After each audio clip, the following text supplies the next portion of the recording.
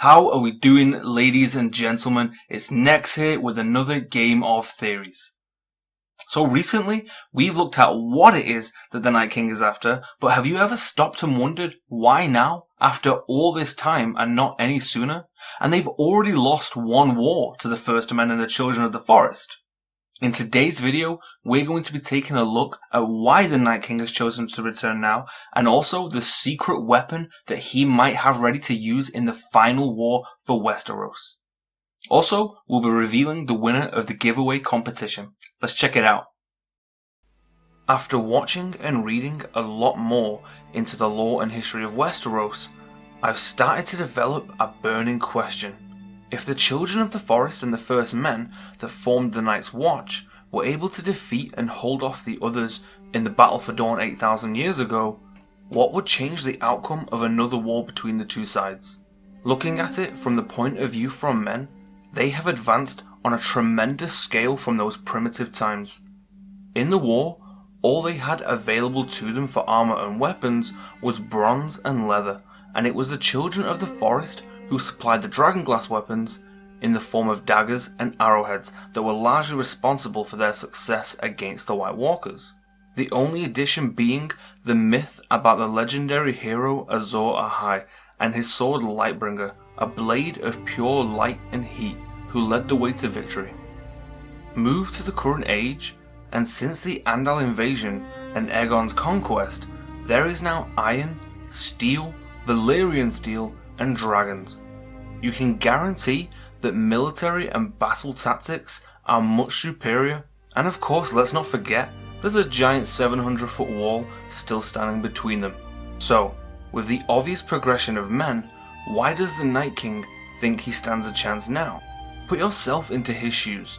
Once upon a time, you get your ass handed to you, and you're forced to flee a fight, and when you come back for round 2, your opponent is stronger and more capable than they ever were. I don't think I would be stepping up to that fight unless I had something up my sleeve. Could it just be that he's allowed for more time to pass since their first war and now he has the numbers? I mean, Westeros has been host to countless petty wars and the alliances between men aren't so strong anymore.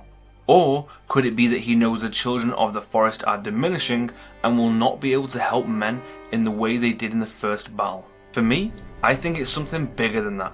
I believe the Night King has come into a power, or you could call it a weapon, that will drastically change his fortune in the big war to come. When you look at the grand scale of the entire timeline, there are huge gaps that stretch for thousands of years where nothing seems to have happened, but in the recent times, there have been many events and revelations. For starters, no one has seen White Walkers for thousands of years, but they're revealed to us from the very beginning of the story, and they've not exactly been shy about their existence ever since. It's not long after that we see dragons return to the world as Daenerys Targaryen walks into Khal Drogo's funeral pyre with her petrified eggs and walks away with 3 baby dragons.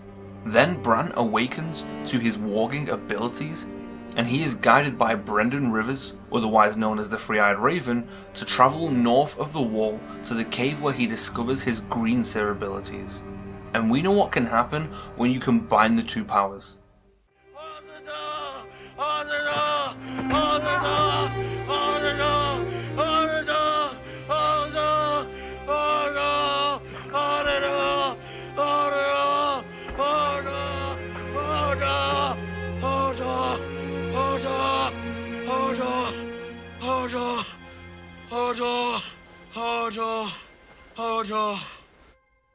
The event that caught my interest was when Euron Greyjoy returns to win the King's Moot. There is so much symmetry between him and the others in the sense of that, why now? Why has he chosen to come back now and not earlier? He even said it himself. He was leading us nowhere, and we would still be heading there if it weren't for me. No one loved him. No one wanted to follow him. He led us into 2 wars we couldn't win. I apologize to you all for not killing him years ago. The Ironborn have never exactly been a powerhouse to be reckoned with, especially when compared to the other kingdoms of Westeros. The Greyjoy Rebellion was their last attempt at secession by Balon Greyjoy, and that ended with the deaths of his sons Roderick and Maron, and his last son Theon being taken away as a ward by Eddard Stark after Balon bent the knee to Robert. But if there's one thing you can't deny about the Ironborn, it's that they are certainly a people who fiercely live by their religion and customs of reaving and ravaging. And personally, I think Euron Greyjoy embraces and encapsulates their culture the most. So again, I ask the question, why would Euron and the Ironborn do any better now in their quest to conquer the Seven Kingdoms?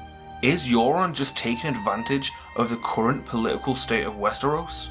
Or, whilst he was banished from the Iron Islands, did he acquire skills and find treasures that would change his fortune? The one place I want to focus on is Euron's raid on the smoky ruin of Valyria, the place that no other man would dare step foot inside. He looks to have found a complete set of Valyrian steel armor, but the big rumor is about his dragon egg. In the books, he tells his brother Victarion that a Myrish wizard swore he could hatch the egg if Euron gave him a year and all the gold that he required. But apparently, Euron eventually grew bored and he slew the wizard before he had the chance to complete his task. Now, the end to this little tale is that he claims to have thrown the dragon egg into the sea during one of his dark moods. I'm sorry, but I'm calling complete bullshit on that. Euron is a smart man, proven in the histories and demonstrated in his manipulative nature. Even petrified, the egg is worth a vast amount of money. Now in the books, we don't actually know who pushed Balon Greyjoy over the bridge, but there are many theories that suggest Euron gave the egg to the Faceless Men as a payment for them to kill Balon. Again, I call bullshit on this. I still think that the egg is worth more, and killing Balon is something that he could just do himself, as we saw in the TV show.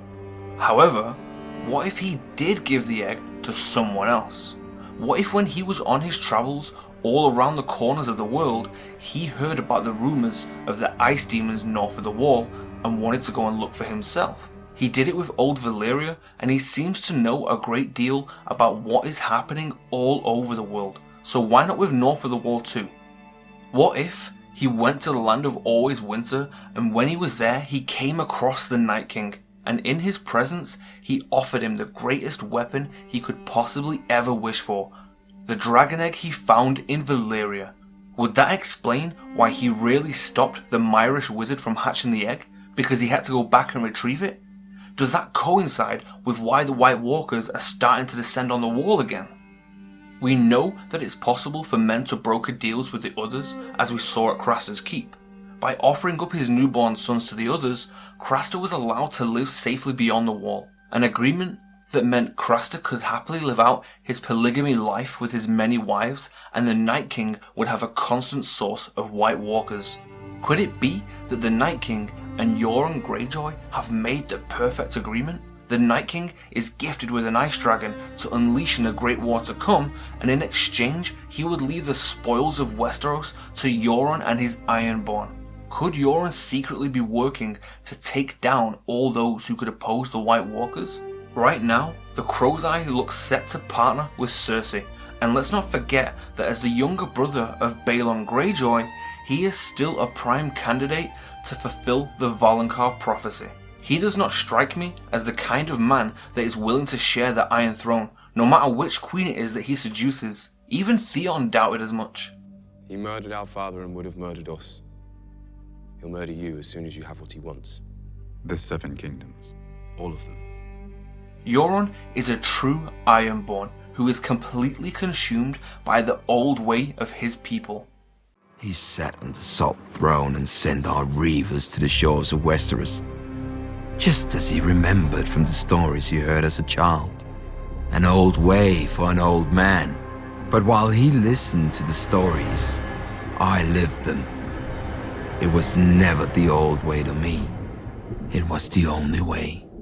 Can he harness the power of the Dragonbinder horn and bind Daenerys' dragons to his will? Does the Night King have an ice dragon? Euron spoke how he will take the Seven Kingdoms using dragons, and if you still don't believe that is his intention, I will leave you with this passage from the recent Season 6 lore, and history.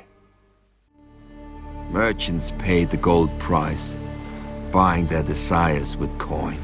Reavers paid the iron price, taking what we want from the corpses of the men who had it. But for what I dream, no gold can buy, and no iron can take. I must pay with fire and blood. Thanks for watching, guys. I really hope you enjoyed the video. Let me know what you think about the possibility of whether the Night King has a secret ice dragon that he's saving for the final battle. Has Euron been to the land of always winter? Let me know what you think in the comments below. Also, congratulations to the winner of the giveaway competition, Valinville. Please make sure you message me your private details and I can send you the prize. Until next time, guys, take it easy.